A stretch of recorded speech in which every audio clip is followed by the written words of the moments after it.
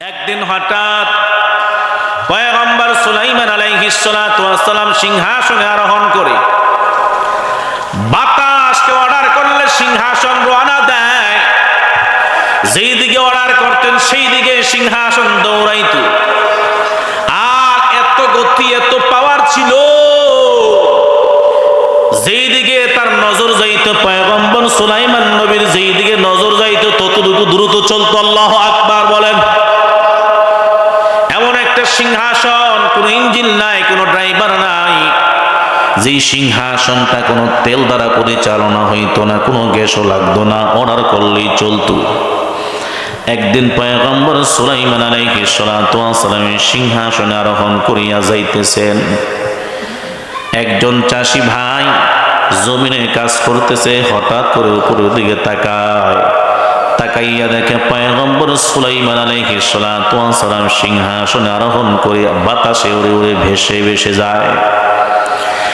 চাষি ভাই উপরের দিকে তাকাইয়া দেখে পয়গম্বর সুলাইমান আলাইহিস সালাতু ওয়াস সালাম যাইতেছেন এমন সিংহাসন, যে সিংহাসনের কোনো আওয়াজ নাই, কোনো ড্রাইভার নাই, কোনো ইঞ্জিন নাই।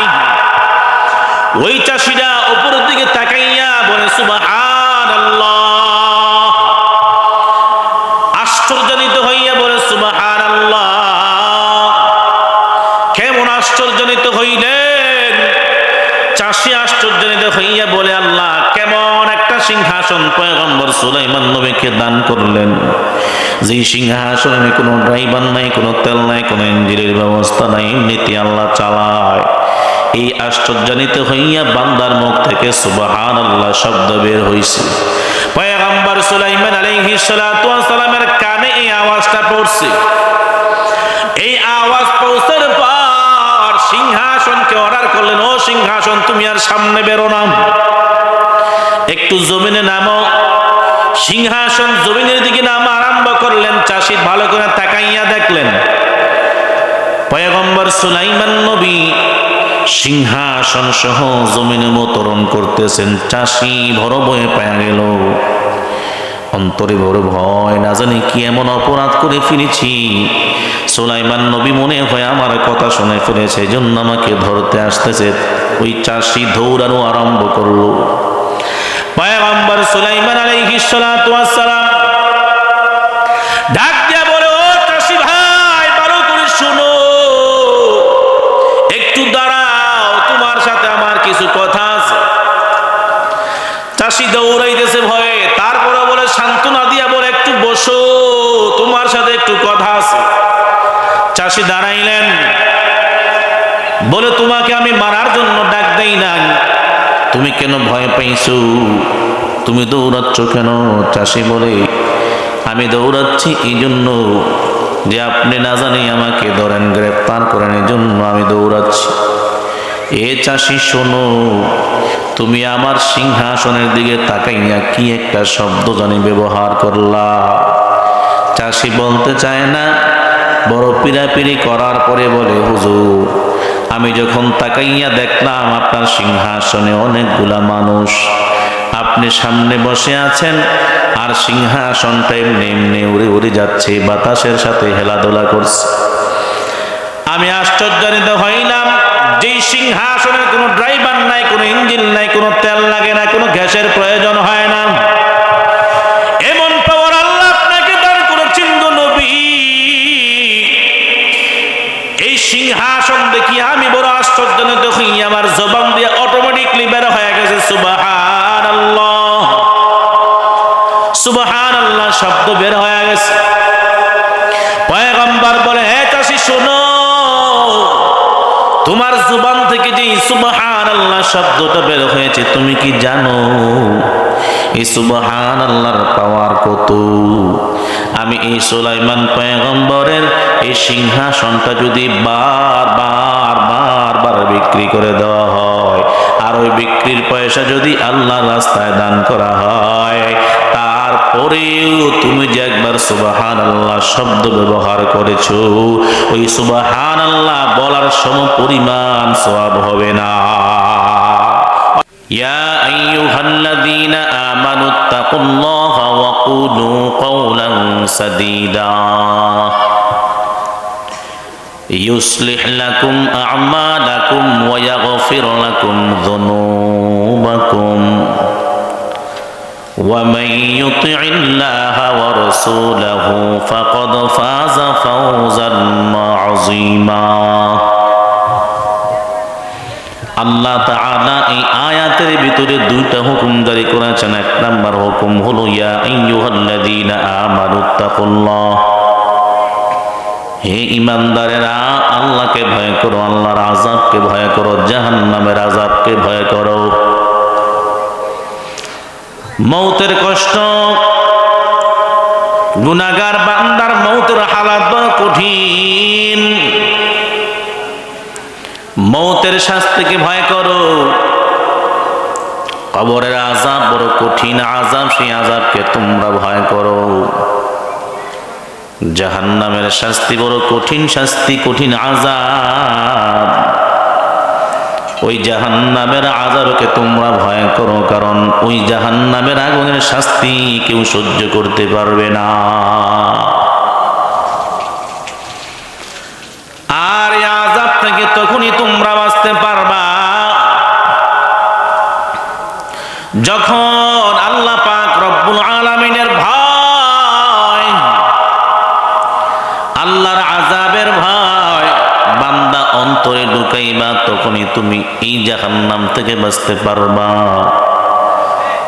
আর যদি আল্লাহর আযাবের ভয় তোমার অন্তরে না থাকে, বান্দা বেখেয়ালি ভাবে হাত বা গুনাহ হয়ে যাবে, বুঝতেই তুমি পারবা না, ঠিক কিনা? এজন্য আল্লাহ তাআলা ঈমানদারকে দাওয়াত দিচ্ছেন, ঈমানদারদেরকে ডাক দিচ্ছেন মায়ার শুনে, দুনিয়ার মানুষ শুনে না।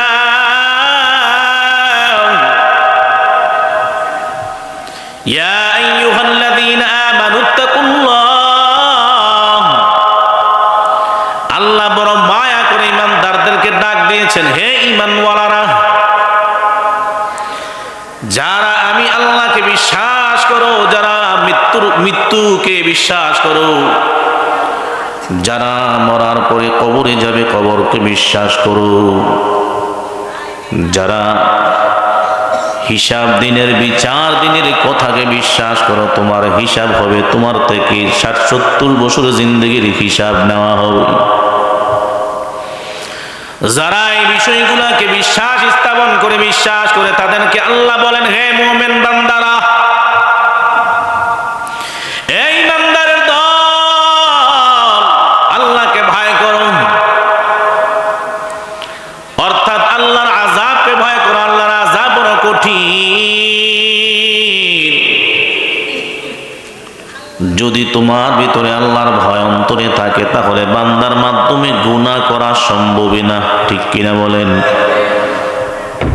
গুনাহ তো তাক দূরের কথা, আল্লাহওয়ালা বান্দারা জাহান্নামকে এত ভয় পায়, জাহান্নামের শাস্তিকে আল্লাহর বান্দারা, আল্লাহওয়ালারা, মুমিন বান্দারা, আল্লাহর খাঁটি বান্দারা জাহান্নামকে এত ভয় পায়, এত ভয় পায়, আল্লাহর আযাবকে ভয় পাইয়া বান্দা, এই বান্দাটা কোনোদিন সগীরা গুনাহ করতে পারে না, ঠিক কিনা?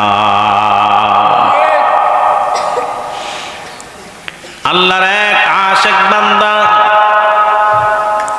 একটু আরাম করার জন্য বসছে। আরাম করতে যাইয়া তার পা দুটি পশ্চিম দিকে একটু খুইলা বসছে। হঠাৎ বান্দা একটা চিৎকার দিছে, কি ব্যাপার? এত বিকট আওয়াজে কেন চিৎকার করলা, কেন আওয়াজ করলা? বলে একটু আরাম করার জন্য পা দুটি কেবলার দিকে সরাইয়া বসছিলাম। যখন আমি কেবলার দিকে নজর দিলাম, যখন আমি ভাবলাম এটা তো আমার মালিকের কাবার নজর, আমি যেই দিকে দুইটি পা সরাইয়া বসছি ওই জায়গাটা তো আমার কাবা, আমার মালিকের কাবা ঘর। আমি কোন দিকে পা সরাইলাম, অন্তরের ভিতরে আমার ভয় চলে আসলো, হায় হায়, আমি যেই মালিকের দিকে, যেই কাবা ঘরের দিকে আমি আল্লাহর দিকে, আল্লাহর জন্য সেজদা দেই, সেই কাবা ঘরের দিকে আমি পা ফালাইলাম। হঠাৎ করে বান্দার অন্তরে একটা ভয় চলে আসলো। আমি কি করলাম?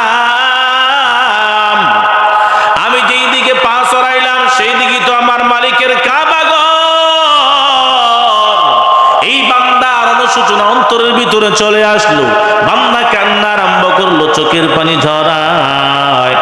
এরে আল্লাহর বান্দা দেখো না, বান্দা না জানিয়া না বুঝিয়া হঠাৎ দুপা কেবলার দিকে সরাইয়া ফলাইলো।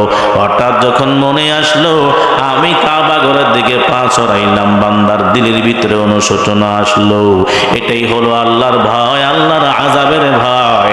বান্দা বলে কিয়ামতের ময়দানে যদি আল্লাহ আমাকে প্রশ্ন করে, ও গোলাম ভালো করে জবাব দাও, তুমি যেই কাবার দিকে ফিরিয়া নামাজ পড়তা, যেই মালিকের ঘরের দিকে ফিরিয়া তুমি সেজদা দিতা, তুমি ওই মালিকের কাবা ঘরের দিকে কেন পা ফালাইলা? এই প্রশ্ন দিয়ে আমার মালিক করে বসে কিয়ামতের ময়দানে আমি বান্দার জবাব দেওয়ার কোনো সুযোগ থাকবে না, ঠিক কিনা? আল্লাহর বান্দার জন্য বারবার কান্না করে, আল্লাহর কাছে তওবা করে, মালিক আমার, আমি ভুলটা করে ফেলেছি, আপনি আমাকে ক্ষমা করে দিন। এরে আল্লাহর বান্দা, এটাই হলো তাকওয়া, এটাই হলো ভয়। আমার মায়ার নবীও বলে সাবধান সাবধান, যেই ঘরের দিকে ফিরিয়া তুমি নামাজ পড়ো, মালিকের কুদরতে পেয়ে সেজদা দাও, বান্দা ভুলিও সেই কাবার দিকে পা সরাইও না। যদি আল্লাহর ভয় অন্তরে থাকে, এই গুনাহ আমাদের দ্বারা হওয়া সম্ভবই না, ঠিক কিনা বলেন? মালিকের আজমত, মুহাব্বত, ভালোবাসা বান্দার অন্তরে থাকলে বান্দা থেকে গুনাহ হওয়া সম্ভবই না। এজন্য আল্লাহ দাওয়াত দিতেছেন, ইয়া আইয়ুহাল্লাযীনা আমানুত্তাকুল্লাহ, এই ইমানদারের দান। এক নাম্বার দাওয়াত, আল্লাহ বলতেছে ইমানদারের দল, আল্লাহকে ভয় করো, আল্লাহর ভয় অন্তরে ঢুকাইয়া নাও, জাহান্নামের আগুনের ভয় অন্তরে ঢুকাইয়া নাও। যদি জাহান্নামের আযাবের ভয় তোমার অন্তরে থাকে, বান্দা তুমি কোনো গুনাহই করতে পারবে না। যে আল্লাহর বান্দার অন্তরে আল্লাহর আযাবের ভয় আছে, তাকওয়া আছে, ওই বান্দা নামাজ ছাড়তে পারে না। যেই বান্দার অন্তরে মালিকের আযাবের ভয় আছে, বান্দা কোনোদিন মিথ্যা বলতে পারে না। যেই বান্দার অন্তরে আল্লাহর ভয় আছে, বান্দা কোনোদিন সুদ খাইতে পারে না, ঘুষ খাইতে পারে না, ঠিক কিনা জোরে বলেন? যেই বান্দা নামাজ পড়ে না, বোঝা গেল আল্লাহর ভয় অন্তরে নাই, এই বান্দাটা জাহান্নামের আগুন সহ্য করতে পারবে, এই সার্টিফিকেট নিছে, ঠিক না? এই জন্য আল্লাহর ভয় বড় কঠিন। আল্লাহ পাক রব্বুল আলামিনের ভয় অন্তরে ঢুকাও, কারণ আল্লাহর ভয় এমন একটা মেডিসিন, বান্দা যেখানে যাবে, যেখানে ফিরবে, যেখানে ঘুরবে, হার হালত যদি আল্লাহ তাআলার ভয় নিয়ন্ত্রণে চলে, আমার আল্লাহ বলে, বান্দা শয়তান তোমাকে প্ররোচনা দিবে, ঠিক গুনাহ করার জন্য চেষ্টা চালাইবে। যদি তুমি এই কথাটা অন্তরে মনে রাখো, আমি গুনাহ করতেছি, দুনিয়ার কোনো মানুষ দেখে না, কিন্তু আমার আল্লাহ দেখে, ঠিক কিনা জোরে বলেন? রাতের গভীর রজনীতে দরওয়াজা বন্ধ করিয়া বেগানা নারীদের নাচ গানে আড্ডা সময় কাটায় যুবক ভাই আছে না নাই? কামরা বন্ধ করে লাইট অফ করিয়া যখন বান্দা সন্তান যুবক ভাই গুনাহের মধ্যে লিপ্ত হয়, সন্তান মনে করে মাও দেখে না, বাবাও দেখে না, কিন্তু দুনিয়ার কেউ না দেখলেও দেখে কি? আরো জোরে বলেন, ফাআইনামা তুওয়াল্লু ফাতাম্মা ওয়াজহুল্লাহ। বান্দা তুমি যেদিকে যাও, যেদিকে তাকাও, আমার আল্লাহর কুদরতি নজর আছে না নাই? সর্বদাই আল্লাহ তাআলা তোমাকে পর্যবেক্ষণ করতেছেন। এই কথা যে বান্দার দিলের ভিতরে হাজির, যে আমি যা কিছু করি প্রত্যেকটা অবস্থায় আমার আল্লাহ দেখতেছেন, ওই বান্দার মাধ্যমে গুনাহ করা কোনো সম্ভব না, ঠিক কিনা জোরে বলেন? এই জন্য আল্লাহ পাক রব্বুল আলামিন বলেন, ইয়া আইয়ুহাল্লাযীনা আমানুত্তাকুল্লাহ। আল্লাহ এক নাম্বার দাওয়াত দিচ্ছেন, হে ঈমানদাররা আল্লাহকে ভয় করো। দুই নাম্বার দাওয়াত আল্লাহ দিচ্ছেন, ওয়াকুলু কওলান সাদীদা। যখন বান্দা তুমি কথা বলবা, খুব সাবধান, নরম ভাষায়, নম্র ভাষায় কথা বলবা। মুফাসসিরিনে কেরাম আরেকটা জবাব দেন, সাবধান সাবধান, যখন বান্দা কথাবার্তা বলবা কোনো সময় মিথ্যা কথা বলিও না। আমাদের দ্বারা মিথ্যা হয়নি না, আমরা সবাই সত্যবাদী, মিথ্যা কথা কেউ বলি না, ঠিক না? 5 ওয়াক্ত নামাজ পড়লেও মিথ্যা, তসবিহ হাতে আছে তাও মিথ্যা, ব্যবসা বাণিজ্যে মিথ্যা, করে মিথ্যা, সর্বাবস্থায় মিথ্যা কথা। এই জন্য আল্লাহ পাক রব্বুল আলামিন বলেন সাবধান। আল্লাহর ভয় যদি অন্তরে ঢুকাইতে পারো বান্দা, তোমার দ্বারা মিথ্যা বলা সম্ভব না। গলায় ছুরি আসবে তারপর বান্দা মিথ্যা বলবে না, ঠিক কিনা জোরে বলেন। আর যেই বান্দা মিথ্যা বলবে, বোঝা গেল ওই বান্দার ভিতরে আল্লাহর ভয় নাই, আল্লাহর আযাবের ভয় নাই। এই জন্য আল্লাহ ডাক দিচ্ছেন সাবধান, জুবানের হেফাজত করো। মুফাসসিরিনে কেরাম বলেছেন, আল্লাহ ইঙ্গিত করেছেন জুবানের বড় হেফাজত। মায়ার নবী হাদিসের ভিতরে স্পষ্ট ভাষায় বয়ান করেন, মাইয়াজমান লিমা বাইনা লিহিয়াইহি ওয়া মা বাইনা রিজলাইহি আজমান লাহুল জান্নাহ। সমাজের মাঝে মানুষের মাধ্যমে দুইটা জিনিসের দ্বারা গুনাহ ছড়ায়। কয় জিনিস? এই আওয়াজ দিয়ে বলেন, কয় জিনিসের মাধ্যমে গুনাহ বেশি ছড়ায়? দুইটা জিনিস, খুব খেয়াল করবেন, এখনো অমনোযোগী। মায়ার নবী বলেন, শোনো শোনো, মাইয়াজমান লিমা বাইনা লিহিয়াইহি ওয়া মা বাইনা রিজলাইহি আজমান লাহুল জান্নাহ। যেই ব্যক্তি দুইটা জিনিসের হেফাজতের দায়িত্ব নিতে পারবে, কয় জিনিস জোরে বলেন? 2 জিনিস। 1 নাম্বার, 2 চোয়ালের মাঝখানে নাম হলো জিহ্বা। যেই বান্দা জবান হেফাজতের দায়িত্ব নিতে পারবে, 2 নাম্বার 2 উরুর মাঝখানে হলো লজ্জাস্থান। বান্দা যদি লজ্জাস্থান হেফাজতের দায়িত্ব নিতে পারে, 1 নাম্বার হলো জবানের হেফাজত, 2 নাম্বার হলো লজ্জাস্থানের হেফাজত। যেই বান্দা জীবনে জবান দিয়া কোনোদিন মিথ্যা বলবে না, হারাম খাইবে না, যেই বান্দা লজ্জাস্থানের হেফাজত করিয়া জিনাহে লিপ্ত হইবে না, এই বান্দা এই 2টা জিনিসের দায়িত্ব নিতে পারবা, আমি পয়গম্বর কিয়ামতের ময়দানে তোমাকে জান্নাতে নেওয়ার সার্টিফিকেট দিলাম। সুবহানাল্লাহ। মায়ার নবী বলেন, এই 2টা জিনিস বড় মারাত্মক। 1 নাম্বার হলো জিহ্বা। এই জিহ্বা দিয়া অনেক কিছু হয়, ঠিক না? এই জিহ্বা দিয়া গীবত শেখায়াত হয়। এই জবান দিয়া মানুষ মিথ্যা কথা বলে, জবান দিয়া মানুষ গালাগালি করে, অপরকে গালি দেয়, অপরের মা বাবাকে তুলে গালি দেয়, ঠিক কিনা বলেন? ক্বালা রাসূলুল্লাহ সাল্লাল্লাহু আলাইহি ওয়াসাল্লাম, সিবাবুল মুসলিমিনা ফুসুকুন ওয়া কিতালুহু কুফরুন। মায়ার নবী বলেন, দুনিয়ার মানুষ শুনে নাও, কোন মুসলমানকে গালি দেওয়া, যেই ব্যক্তি গালি দিল তার আমলনামায় ফাসিকিয়াতের গুনাহ লেখা হয়, কবিরা গুনাহ তার আমলনামায় লেখা হয়। আর যেই বান্দা কোন মুসলমান বান্দাকে হত্যা করলো, সেটা কুফরের গুনাহ হয়ে গেল। এই বান্দা আল্লাহর ভয় যদি অন্তরে থাকে, তোমার দ্বারা গুনাহগুলি হওয়া সম্ভব না। আল্লাহর আযাবের ভয় যদি তোমার মাঝে থাকে, এই গুনাহগুলি হওয়া সম্ভব না। এই জন্য আমার মায়ার নবী বলেন, 2টা জিনিস হেফাজতের দায়িত্ব উম্মত যদি তুমি দিতে পারো, আমি পয়গম্বর কিয়ামতের ময়দানে তোমাকে জান্নাতে পৌঁছানোর দায়িত্ব আমি নবী নিয়ে নিলাম। এজন্য জবানের হেফাজত, এই জবান দিয়ে কোনো বান্দা যদি একবার সুবহানাল্লাহ বলে, এ মুসলমান ইমানদার ভালো করে শুনবেন, এই জবান দিয়ে কোনো বান্দা যদি 1টা সেকেন্ড সময় লাগাইয়া ভালো কাজে ব্যয় করে বলল সুবহানাল্লাহ, মায়ার নবী বলেন, দুনিয়ার মানুষ শুনে নাও, এই সুবহানাল্লাহ বলার কারণে তোমার 1 মিনিট সময়ও লাগে না, 1 ঘন্টা সময়ও লাগে নাই। তুমি কি জানো, এই একবার সুবহানাল্লাহ বলার কারণে 1 সেকেন্ড সময় ব্যয় হয় নাই। এই একবার সুবহানাল্লাহ বলার বদৌলতে আমার আল্লাহ তোমার আমলনামায় কত সওয়াব দান করলেন। মায়ার নবী হাদিসে বয়ান করেন, একবার সুবহানাল্লাহ বান্দা বললে জান্নাতের ভিতরে তার জন্য এমন একটা গাছ লাগাইয়া দেওয়া হয়, একটা একটা তেজরাফতার ঘোড়া যদি 500 বছর পর্যন্ত সেই গাছের ছায়ার নিচে দিয়ে দৌড়ায়, ওই গাছের ছায়ার দৌড়াইতে দৌড়াইতে ঘোড়াটা ক্লান্ত হয়ে যাবে, গাছের ছায়া দৌড়াইয়া শেষ করতে পারবে না। তাহলে গাছটা মনে হয় অনেক ছোট, ঠিক না? আর জান্নাতটা হবে মোটামুটি আমাদের লাজুর গ্রামের সমান। কি বলেন?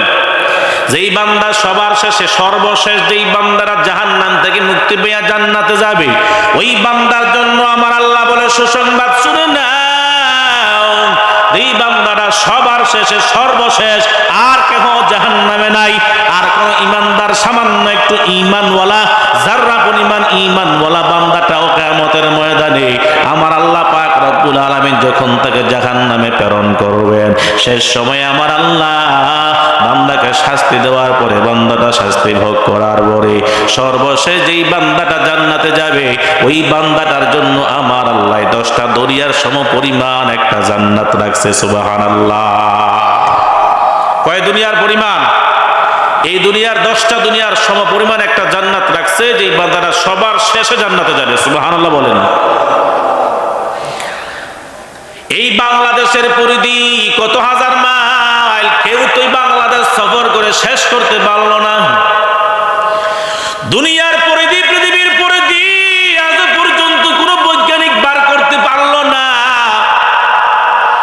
তাহলে পৃথিবীর পরিধি যদি এত হয়, একজন বান্দাকে আল্লাহ, শেষ বান্দাটাকে আল্লাহ সবার শেষে যেই বান্দাটা জান্নাতে যাবে তাকে 10টা দুনিয়ার সমপরিমাণ একটা জান্নাত দান করবে। সুবহানাল্লাহ। তাহলে ওই জান্নাতের পরিধিটা কত হবে, কত বড় হবে। আর ওই জান্নাতের ভিতর যে আল্লাহ তাআলা বান্দাকে সুবহানাল্লাহ বলার কারণে একটা গাছ লাগায়া দিবেন, ওই গাছটা কত বড় হবে কেউ করে শেষ করতে পারবে না। এজন্য বান্দা জুবানের হেফাজত করে নাও। যখন তুমি বসে থাকবে অনর্থক বসে না থেকে জবানটাকে চালাও। সুবহানাল্লাহ, আলহামদুলিল্লাহ, আল্লাহু আকবার, লা ইলাহা ইল্লাল্লাহ, লা ইলাহা ইল্লাল্লাহ বললে ওনার বান্দার আমলনামায় কত সওয়াব লিখে দেওয়া হয়। আমার মায়ের নবী বলেন, আসমান থেকে জমিন পর্যন্ত যতটুকু ফাঁকা জায়গা আছে, আল্লাহর বান্দা যখন লা ইলাহা ইল্লাল্লাহর জিকির করে, আমার আল্লাহ বান্দার আমলনামায় এত সওয়াব দান করে। আসমান থেকে জমিন পর্যন্ত যত ফাঁকা জায়গা, ওই ফাঁকা জায়গাটা আমার আল্লাহ বান্দাকে নেক দ্বারা ভরপুর করিয়া দেয়। সুবহানাল্লাহর একটা তাৎপর্য বলি। পয়গম্বর সুলাইমান আলাইহিস সালাতু ওয়াস সালাম, আল্লাহর পয়গম্বর, আল্লাহ তাআলা তিনাকে এমন একটা ক্ষমতা দান করেছেন, যেই পয়গম্বর সুলাইমান আলাইহিস সালাতু ওয়াস সালাম এমন একটা সিংহাসন আল্লাহ দান করেছেন, যে সিংহাসনের কোনো ইঞ্জিন নাই, যেই সিংহাসনের কোনো ড্রাইভার নাই, যেই সিংহাসনের কোনো তেল লাগে না, কোনো গ্যাস লাগে না। ওই সিংহাসনের মধ্যে কমপক্ষে 40,000 মানুষ বসতে পারত। সুবহানাল্লাহ বলেন। একদিন হঠাৎ পয়গম্বর সুলাইমান আলাইহিস সালাতু ওয়াস সালাম সিংহাসনে আরোহণ করে বাতাসকে অর্ডার করলে সিংহাসন রওনা দেয়। যেই দিকে অর্ডার করতেন সেই দিকে সিংহাসন দৌড়াইতো। আর এত গতি, এত পাওয়ার ছিল, যেই দিকে তার নজর যাইতো, পয়গম্বর সুলাইমান নবীর যেই দিকে নজর যাইতো ততটুকু দ্রুত চলতো। আল্লাহু আকবার বলেন। এমন একটা সিংহাসন, কোনো ইঞ্জিন নাই, কোনো ড্রাইভার নাই, যেই সিংহাসনটা কোনো তেল দ্বারা পরিচালনা হইতো না, কোনো গ্যাসও লাগতো না, অর্ডার করলেই চলতো। একদিন পয়গম্বর সুলাইমান আলাইহিস সালাতু ওয়াস সালাম সিংহাসনে আরোহণ করিয়া যাইতেছেন। একজন চাষি ভাই জমিনে কাজ করতেছে, হঠাৎ করে উপরের দিকে তাকাইয়া দেখে পয়গম্বর সুলাইমান আলাইহিস সালাতু ওয়াস সালাম সিংহাসনে আরোহণ করে বাতাসে উড়ে উড়ে ভেসে ভেসে যায়। চাষি ভাই উপরের দিকে তাকাইয়া দেখে পয়গম্বর সুলাইমান আলাইহিস সালাতু ওয়াস সালাম যাইতেছেন এমন সিংহাসন, যে সিংহাসনের কোনো আওয়াজ নাই, কোনো ড্রাইভার নাই, কোনো ইঞ্জিন নাই। ওই চাষিরা উপরের দিকে তাকাইয়া বলে, সুবহানাল্লাহ,